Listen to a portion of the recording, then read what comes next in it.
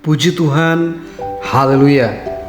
Berjumpa lagi dalam renungan firman Tuhan, Yesus jawaban. Sebelum kita masuk dalam firman Tuhan, mari kita berdoa. Kami sangat mengucap syukur kepadamu ya Tuhan, untuk kasih setiamu di dalam hidup kami. Terima kasih untuk semua kemurahan-Mu, untuk semua kebaikan-Mu yang Kau terus nyatakan bagi setiap kami. Terlebih saat ini, kami akan mendengarkan kebenaran firman-Mu. Mari Tuhan, berbicaralah bagi setiap kami, agar apapun yang kami bisa dengar saat ini bisa membawa kami semakin hari semakin mengasihi Engkau, semakin hari semakin melakukan setiap kehendak-Mu di dalam hidup kami. Kami siapkan hati kami untuk mendengarkan firman-Mu di dalam nama Yesus. Haleluya. Amin.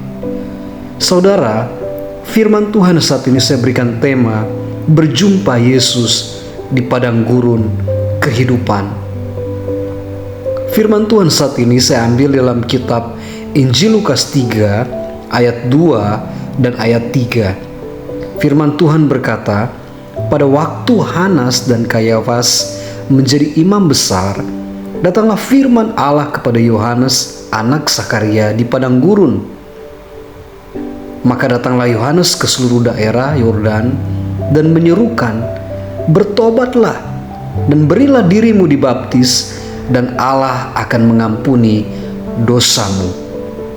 Saudara, pada zaman itu Hanas dan Kayafas adalah imam besar, tokoh paling dihormati di bait Allah. Mereka memimpin ibadah, memegang otoritas rohani, dan dikenal sebagai orang yang paling dekat dengan Tuhan. Tapi Alkitab menunjukkan sesuatu yang mengejutkan. Ketika mereka menjabat, Tuhan tidak berbicara kepada mereka. Justru Lukas menulis, datanglah firman Allah kepada Yohanes anak Sakaria di padang gurun. Yohanes bukan imam besar, bukan pemimpin agama, bukan orang yang duduk di tempat terhormat.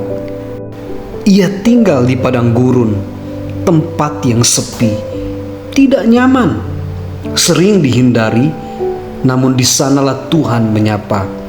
Di tempat yang tidak dilihat manusia, justru hatinya paling terbuka bagi Tuhan.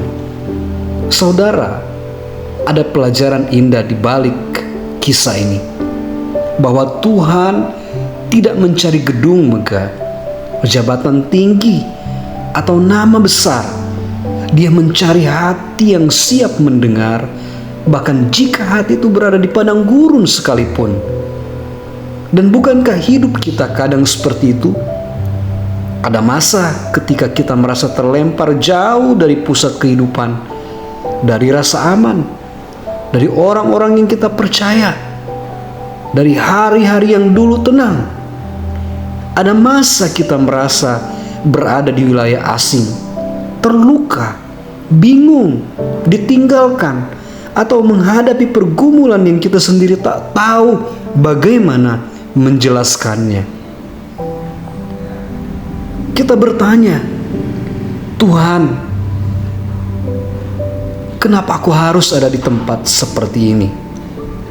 Namun kisah Yohanes mengingatkan, seringkali Tuhan justru berbicara paling jelas saat kita sunyi, saat semua suara lain hilang, saat hati tidak punya kekuatan untuk berpura-pura, saat satu-satunya yang tersisa hanyalah Tuhan.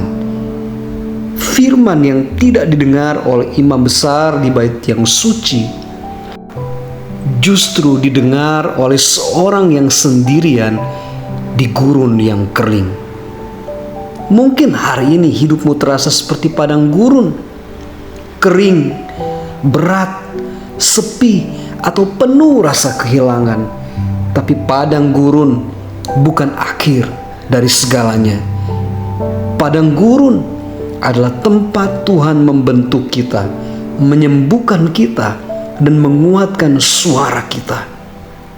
Karena ketika kita keluar dari sana, kita akan membawa pesan yang hanya bisa lahir dari perjumpaan di tempat sunyi. Saudara, kadang Tuhan mengizinkan kita masuk di padang gurun, bukan untuk menghancurkan kita, tetapi agar kita dapat mendengarnya sekali lagi. Dan di sana ketika terjadi perjumpaan secara pribadi, ada hal-hal yang baik yang pasti kita akan terima langsung daripadanya. Puji Tuhan, haleluya.